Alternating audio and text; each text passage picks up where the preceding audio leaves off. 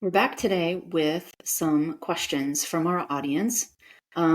These questions are going to focus on the group that are, post-retirement, so 60s, 70s, 80s. We've gotten several questions that kind of group into a few different categories. We'll cover as many as we can today, and we're going to talk through when things change beyond, just the fact that you're retired. So maybe you're currently married and you end up single either because your spouse passes away or because of a divorce or vice versa. So we'll talk through all of the different ways that your questions might change based on marital status. Welcome to Operation Retirement Readiness, where Amy and Mike, two certified financial planners, talk about how military members can prepare for transition and how veterans can prepare for ultimate retirement. This podcast represents the views of the hosts and any guest. It is for informational purposes only and should not be considered tax, financial, or legal advice. All information is regarded to be from reliable sources. The hosts are not responsible for any losses, damages, or liabilities that may arise from the use of this podcast. This podcast is not intended to replace professional advice. All right, welcome everybody. As Amy said, we're going to be talking through some questions today that we've got from listeners. So the first kind of general category we're going to talk about is how do you create a drawdown strategy once you're in retirement? You've got these assets, you need to turn those into income, and how do you go about thinking about that and planning for it?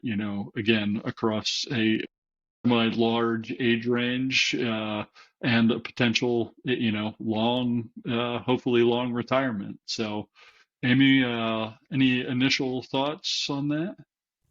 Yeah, I mean, I think, by the time you get to your 70s, at a minimum, almost everyone is going to draw Social Security. There's a few people that may not have access to Social Security. But for the most part, that's going to form the foundation of your spending strategy. Military retirees, of course, will have their pension stacked on top of that.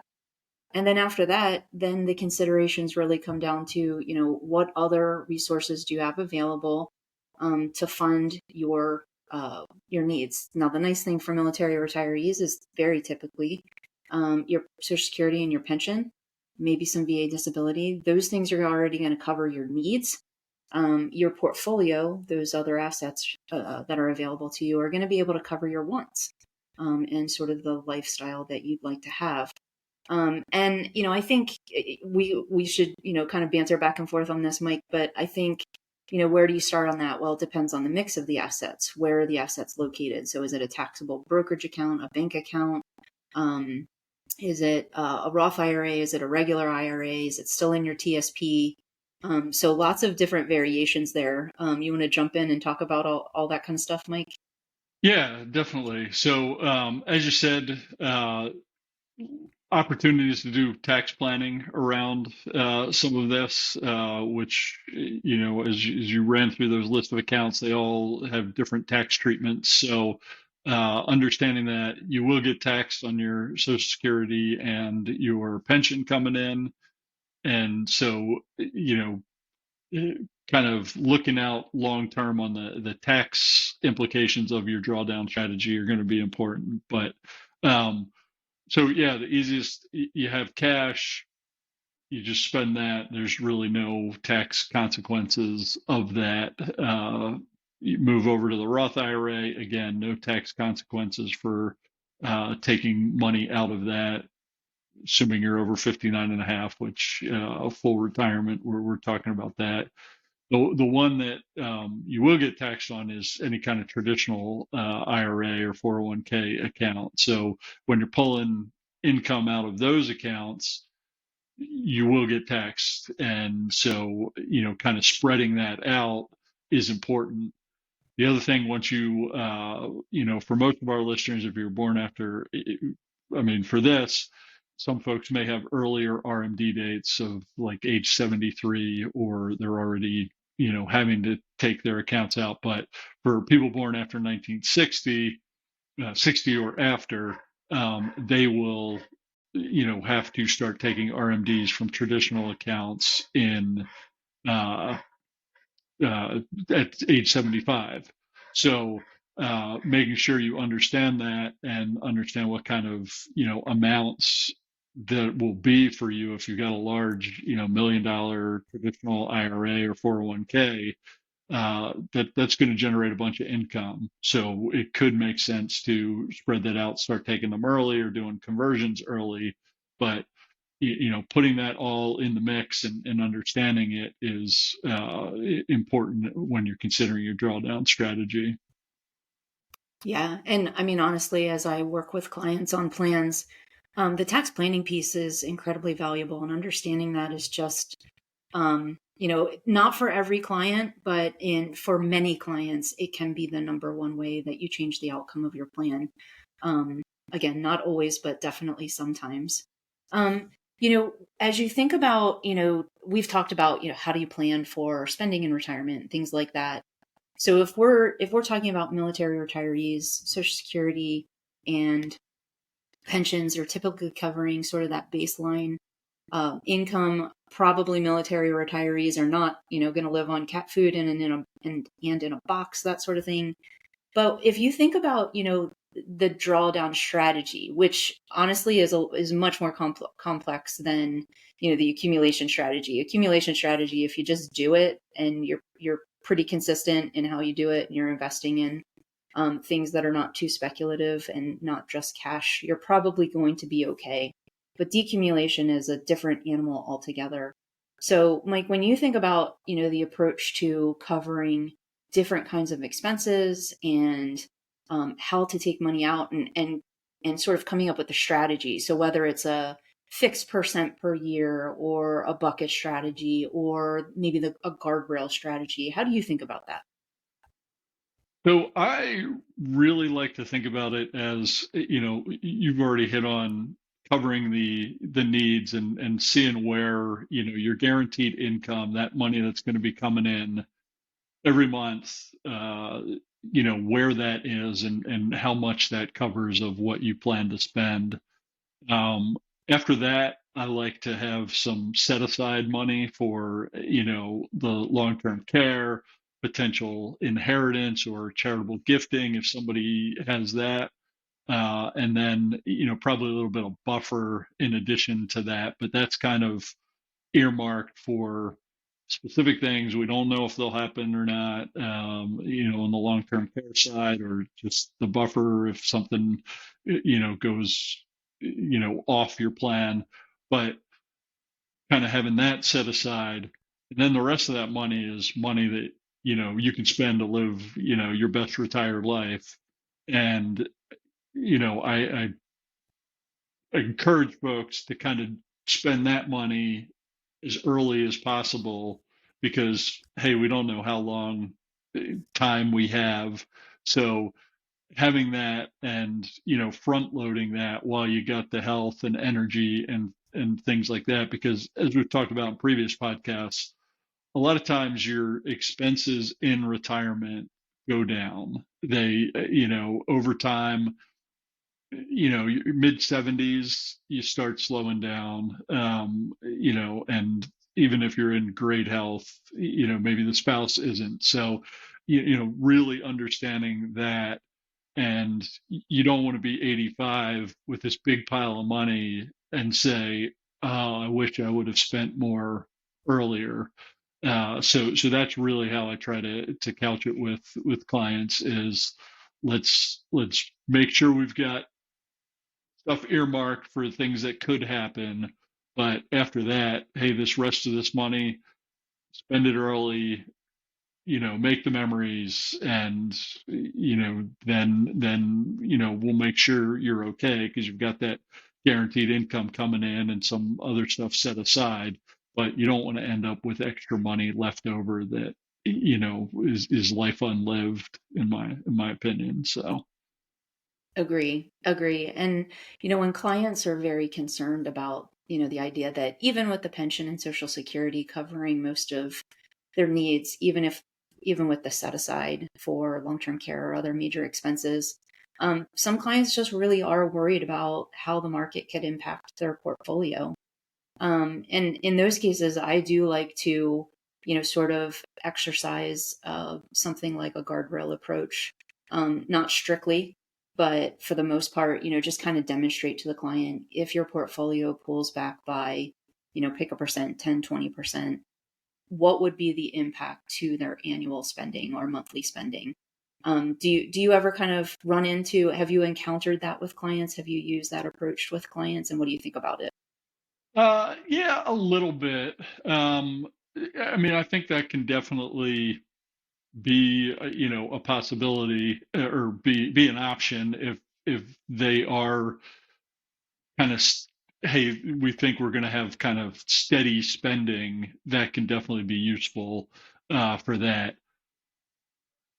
If they're looking more toward, like I was talking about, the, hey, here's a big chunk of money that you can go spend, we'll probably, if it's less than 5 years that they're planning to use that, we'll take it, more out of the market and more into, a fixed, maybe a multi-year guaranteed annuity, which is basically like a CD, type thing, something that you're going to get a guaranteed return on, very little risk, unless the company goes under, type thing. So options there to just say, okay, yeah, you're planning to spend this because you want to travel and you want to do these things. If it's in that short window of time frame, we won't even subject it to the market, to just make sure that they're covered. So, but yeah, if they've got steady spending and they just want to kind of slowly draw down the portfolio, yeah, guardrails is a great approach for that.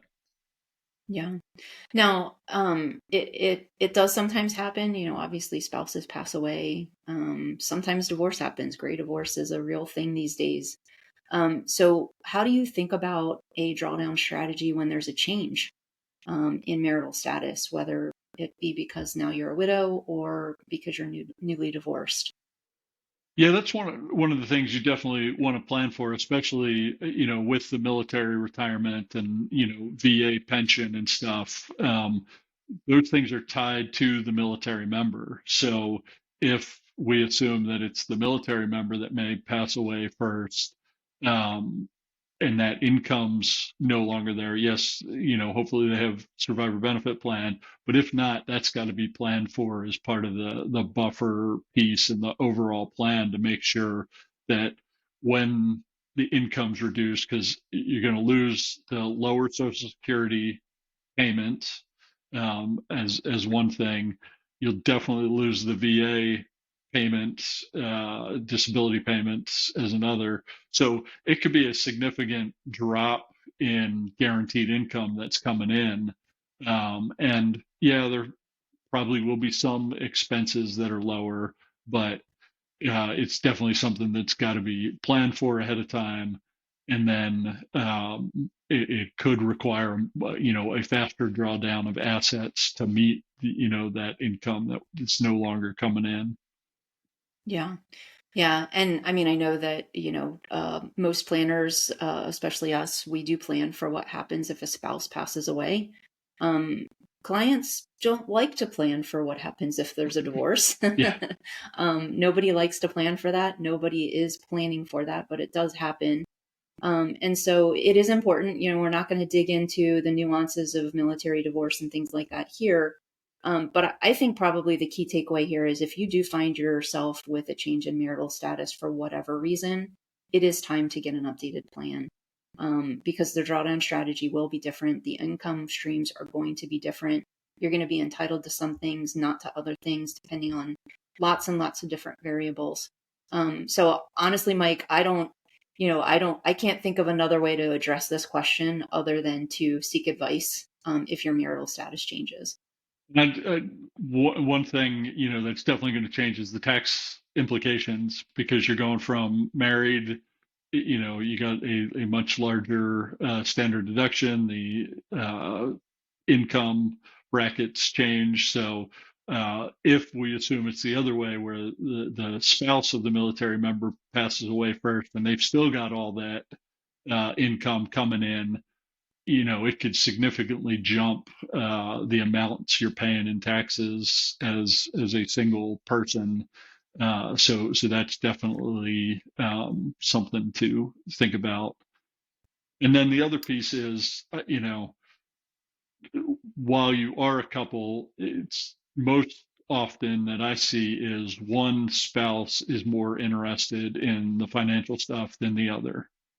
And so understanding that and having, stuff spelled out for what this will look like is incredibly important. If you're not working with a planner, but spouse A is the financial person for the couple, having instructions for spouse B, or even, hey, call these people, can be incredibly useful for that spouse. 100%. Now, keeping in line with finding yourself in a different marital status, I'd like to actually move on to the next question, which has to do with estate planning. So, what are the key considerations for folks who are in their 70s? When you're young, estate planning is easy to put off because you always have tomorrow. But obviously, as we get older, we start thinking less about how many days we have left and things like that. So, what are the key considerations for folks in their 70s in terms of financial planning, estate planning, that sort of thing? Yeah, everybody should have a plan, like you said, but as we're getting later in life, it's more important, and you know, you're getting closer to ultimate death. Death's undefeated, so it's going to happen. So making sure you have the documents in place, and if you've had them in place for 20 years, making sure they're updated. Things change. Families change. Maybe you had kids that got married, then divorced, and there are definitely things to make sure, if you want to control, how your assets get distributed, that you're looking at that. So really, this is something that you're going to want to talk to a professional about, a lawyer that can, work through all the things that you may want to do with your money, and get that documentation in place. The other thing that's kind of highly underrated is for folks to kind of talk to their kids about this, and you don't see that happen as much probably as it should, but just to explain your wishes, especially if there's differences that you're going to create within the family, because we talk about you know possibilities of being equal or being fair. I don't know if you run across that, Amy. If you want to kind of dive into what that kind of discussion revolves around. Yeah, I mean, so, when you're in your 70s, if you have kids, your kids are probably grown. Their situations have all diverged. You might have one child who, is a Fortune 500 CEO, and another child who is barely making ends meet. And how you think about leaving assets to each child is different. And to Mike's point, do you want it to be fair? You're still going to split it down the middle, and you're going to split everything 50-50? Or do you want it to be equitable? Maybe you are taking into account how your different children's lives have panned out in terms of finances. Or, if nothing else, equitable might mean that instead of splitting the house 50-50, somebody gets the house, somebody gets the IRA that's worth about what the house is worth, somebody else gets the taxable account. So then the numbers might be even, but the tax consequences are different. So it ends up being more equitable, which is, that's a different level of complexity. And I think that level of complexity is definitely going to come along as you reach your 70s, because as Mike said, your kids have maybe gotten married or not. You have probably moved to different states. Maybe your kids have moved to different states. Maybe you've accumulated more assets than you thought that you would. So now there's different estate planning considerations that you have. So this part of financial planning is always critical. You always need a plan, but there's a very good chance that if you're in your 60s, 70s, 80s, things have changed and you really do need to take a look at your documents, your will, your trust if you have one, or maybe you should have one. An attorney can advise you. Power of attorney, healthcare directives, all of that is critically important. And Mike, I do want to punt it back over to you for a couple more thoughts, but I wanted to foot stomp your point about having a discussion with your family about what your wishes are. Not everything is going to be documented in your will. There's going to be things that you want to pass to your kids, that you probably don't put in a will. So maybe there's a letter of instruction. Maybe you want a certain philosophy for your kids to exhibit as they settle your estate. If you have co-executors, you definitely need to have a conversation between the kids. Or if you have, one child is the executor, but another child is in charge of healthcare decisions. It's really important that you come together as a team, so that one, your family isn't left while grieving you. Your family isn't left in shambles because there was a disagreement. It's a difficult conversation, but I can't think of one that's more important. And if you need help with that, there are definitely experts who can help lead you and your family through those discussions. And yeah, to piggyback on that about having the discussions, and a lot of times you hear stories where it's the stuff, that kind of people get into fights over monies. There's definitely money issues, but dividing an IRA, whatever the will or document said, that's going to happen. And, that's relatively easy.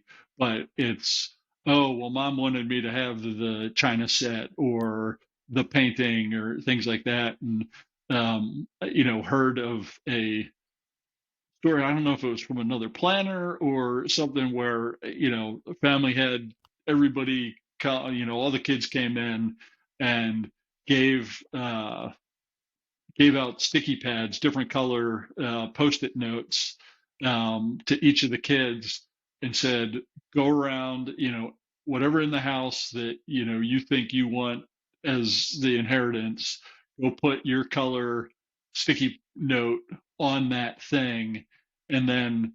Mom and dad were going to adjudicate, if there were multiple people that wanted, grandma's quilt or something else, they'd have that, but then they'd also know and just keep that as a record of, hey, this is what folks wanted, and didn't have it in the will, but hey, it was in the letter of instruction of, these things are going to this person, and getting it worked out ahead of time is much better than, while folks are grieving, you're no longer there to adjudicate, and your kids are now bitter enemies because they somebody got something that somebody else wanted. So yeah, lots of ways to go about doing this, but it is important. And then, Amy, any thoughts again? A couple, first spouse dies, you had the paperwork in place. Anything you need to do at that point to, now that the person's single again? Yeah, I mean, so anytime there's a change in marital status, it's really important to update documents, but it's particularly important to get things updated if a spouse passes away. So in a lot of cases, what will happen is, for an IRA, each spouse will designate the other one as their beneficiary. So if spouse A passes away, all right, that IRA now becomes spouse B's. If spouse B passes away quickly afterwards, there's a good chance that that IRA now goes to an estate, which is a really tax inefficient way to pass assets, and it's very complex. There's a good chance that, where an attorney didn't have to be involved in passing that IRA, now an attorney will have to be involved, which means you're going to have to pay for it. So, it's tough when, I can't imagine losing a spouse. I've helped clients through it. I've never experienced it myself. But, helping if it's your parent who has lost their spouse, so you've lost a parent maybe, helping them through the things that aren't fun but really have to get done. It's really important because it will make things much better. If you end up in a situation where you've divorced, it's equally important to get everything updated because things pass, an IRA, for example, passes by beneficiary. If you don't update the beneficiary and the beneficiary was your ex-spouse, you might be really unhappy to know that that ex-spouse is still going to get your IRA, whereas, maybe you wanted it to go to your children or a parent or something like that. So staying on top of this, particularly, when you're older and particularly when a marital status changes, is really important. Yeah, incredibly important. And the one thing just about any of this, they've done studies on this is more in general, back to the first question and this question about folks as they age and their ability to comprehend and make good money decisions. That after about 55, 60, you start losing that acumen, and it just gets harder. The bad thing is, even though you kind of lose the ability to do that, it's slow over time, but definitely in mid 70s, 80s, it's going down. The bad thing is your confidence in your ability to do these things doesn't go down. So, you have older folks that are still sure they're on top of their game, but probably need some additional help. So just considering that beforehand, and if you need assistance from family, friends, an advisor, that you get that in place, just so there's somebody there providing a backstop, because we hear way too often about seniors losing life savings or a big chunk of it because they fell victim to something, or they were sure this was what they needed to do with their money, and those are just heartbreaking stories. So Yeah. Yeah. And I mean, again, when you're in your 70s and 80s, like Mike said, death is undefeated. It's going to happen. You're more likely in your 70s to, not make it to tomorrow than you are when you're in your 20s. That's just the fact of life. So waiting to do these things and waiting to make these updates can be very risky. It's a really difficult thing. I actually just this morning I was reading a story on LinkedIn that an attorney posted about someone who had ended up, they went to the hospital or went to the doctor with a cough. They were diagnosed with cancer and they were not able to execute their documents within 4 days. That's how quickly their situation had devolved. So waiting is never a good idea. It's always a good idea to have these documents in place. But waiting when you're older is even less of a good idea. And have your family members that you trust. So if you're already in your 60s, 70s, be confident in yourself. Nobody here wants you to not feel confident in yourself. But also be clear-eyed about getting help and having trusted advisors at your side, whether it's family members or somebody that you've been working with or you're going to be working with. Mike, any other thoughts on estate planning, marital status changes around estate planning, things like that? no, it's just definitely, like you said, get it done as soon as possible, to make sure that there's things that have changed because of that change in status, or in place should something happen to you at that point. So Yeah, yeah. yeah. Wow, only Um, got through two questions. So, but in order to not drag this out, we'll have to tackle, I guess, some of these others for in another show. But Amy, any final thoughts? no, I do really enjoy these sessions. So if folks have additional questions, send them in. We'll gather them up just like we've done here. We don't announce names. Sometimes we make it even more anonymous, like we did today. So send us your questions. We're happy to talk about them. Yeah, great. So, well, until next time, thanks, Amy. Take good care, Mike. We'll All see you right. next time. Sounds good. Bye. To get transcripts, show notes, or more information, go to operationretirementreadiness.com. Have a question or topic for the podcast? Send it to info@operationretirementreadiness.com.